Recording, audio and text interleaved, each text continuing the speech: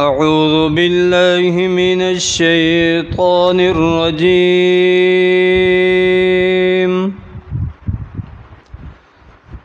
بسم الله الرحمن الرحيم.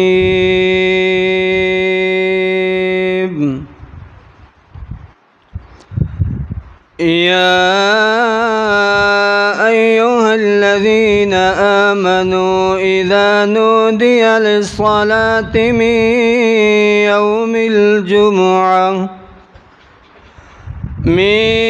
يوم الجمعة فاسعوا إلى ذكر الله وذروا البيع ذلكم خير لكم إن كنتم تعلمون.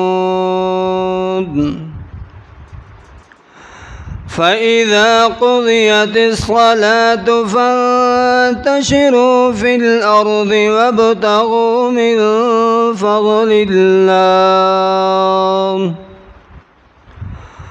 واذكروا الله كثيرا لعلكم تفلحون. وإذا رأوا تجارة أو لهوا انفضوا إليها وتركوك قائما قل ما عند الله خير من اللهو ومن التجارة والله خير الرازقين.